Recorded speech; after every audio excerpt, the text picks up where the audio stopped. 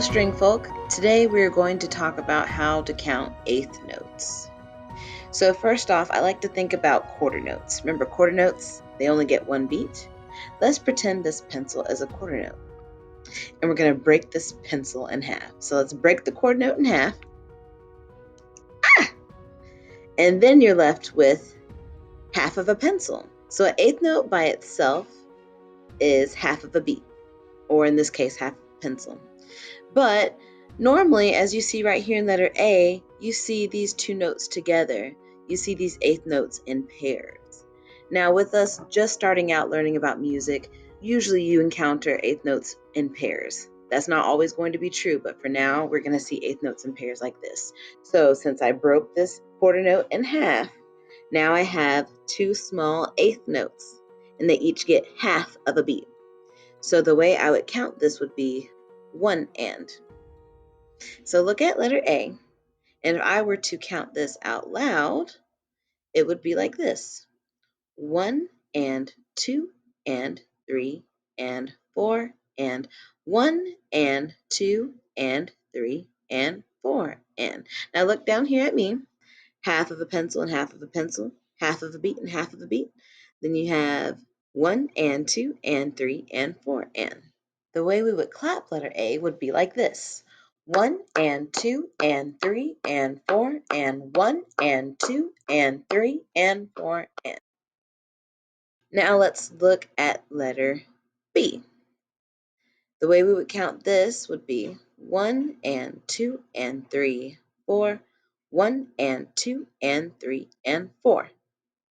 This is how you would clap it: 1 and 2 and 3, 4, 1 and 2 and 3 and 4. Let's do letter C. Letter C. 1 and 2, 3, 4. 1 and 2 and 3, 4. 1 and 2, 3, 4. This time I'll clap it. Letter C. 1 and 2, 3, 4. 1 and 2 and 3, 4. 1 and 2, 3, 4. Letter C has lots of half notes, and remember, half note gets two beats. Normally, our time signature up to this point has been 4/4. The top number tells you that you've got 4 beats in each group, but we know we don't call them groups, we call them measures. So the top number tells you how many beats are in each measure, and the bottom 4 stands for the quarter note, and the quarter note gets 1 beat. Now let's look at letter E. The time signature is 2/4 instead of 4/4. So in each group, aka measure, is going to get 2 full beats. So the way we would count letter E would be like this: 1 and 2 and 1 and 2, 1 and 2, 1 and 2. So that means when we get to the end of the measure, once we say 2 and, we can't say 3 or anything like that because the measure is full. You have to stop at 2 and then start back again at 1 in the next measure. Let's clap letter E. Here I clap. 1 and 2 and 1 and 2, 1 and 2, 1 and 2. Watch out for those time signatures. Now let's look at number 4. We have eighth notes again. We're in the time signature of 4/4. Now these eighth notes, don't let them scare you.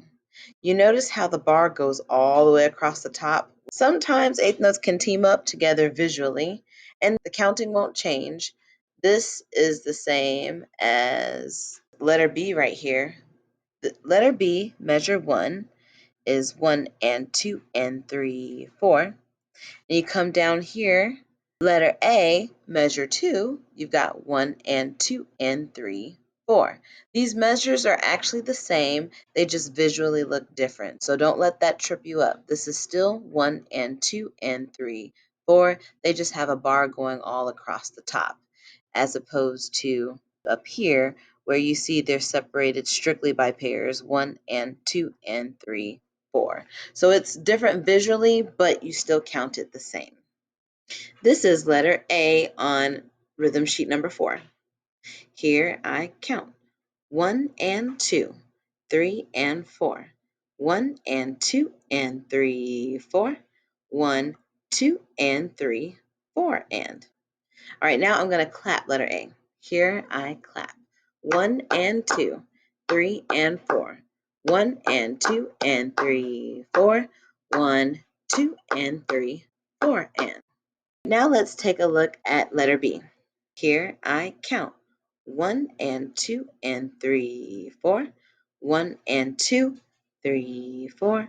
1 and 2, 3, 4. 1 and 2 and 3, 4. Now I'm going to clap letter B. Here I clap. 1 and 2 and 3, 4. 1 and 2, 3, 4. 1 and 2, 3, 4. 1 and 2 and 3, 4. Now let's do one more on this page. Let's look at letter F. Here I count. 1, 2, 3 and 4 and 1, 2, 3, 4. 1, 2, 3 and 4. 2 and 3, 4. All right, here I clap. Letter F. 1, 2, 3 and 4 and 1, 2, 3, 4. 1, 2, 3 and 4. 2 and 3, 4. Now you know how to count eighth notes, quarter rest, half notes, and half rest.